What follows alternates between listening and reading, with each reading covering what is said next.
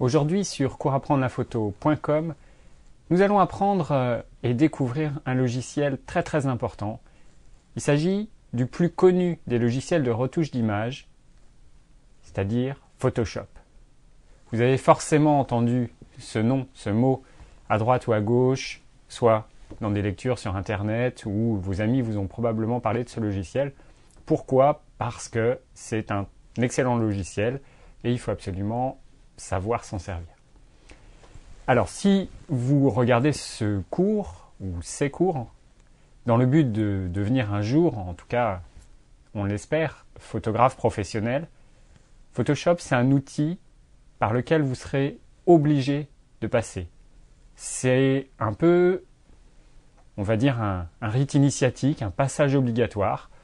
C'est le logiciel utilisé dans le monde entier pour tout ce qui a trait de près ou de loin à la photo, mais aussi au graphisme. C'est le logiciel de base qui sert dans les agences de publicité. C'est le logiciel que tous les graphistes utilisent pour faire des créations à partir de rien, par exemple des interfaces web, mais c'est aussi un logiciel utilisé, bien entendu, pour retoucher des images, pour faire de la publicité, pour des tirages photos aussi sur papier de manière plus classique par des photographes. Bref, c'est vraiment l'outil à tout faire. C'est un logiciel très pointu, donc si vos intentions sont d'aller vers le milieu professionnel, c'est le passage obligé. Si jamais vous êtes un peu plus amateur et que vous cherchez à découvrir la photographie, à devenir un petit peu plus pointu, amateur avancé, éclairé sur le sujet, c'est aussi un logiciel important à connaître. C'est un logiciel qui coûte très cher et il y a très peu d'amateurs qui peuvent justifier le budget nécessaire à l'achat de ce logiciel. J'ai plus les prix en tête, mais on est de l'ordre du millier d'euros, peut-être même plus. C'est donc pas du tout à la portée de toutes les bourses. Par contre, ce qu'il faut savoir, c'est que ce logiciel étant très connu, c'est aussi le plus copié.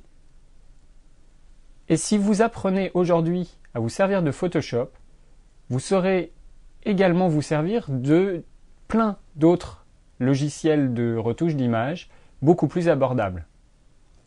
Parce que Photoshop a introduit un mode de fonctionnement. Vous verrez par exemple, on parlera un peu plus tard des calques.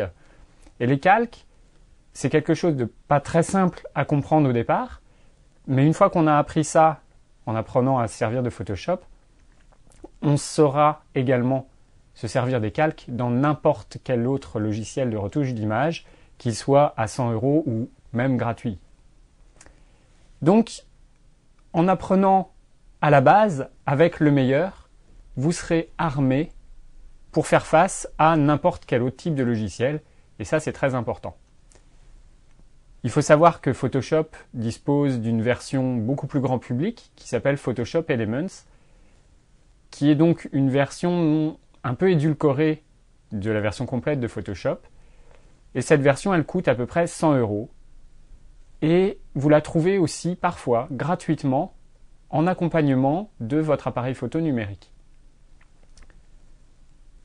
Et la différence entre Photoshop et Photoshop Elements, pour un usage personnel, elle n'est pas si importante que ça.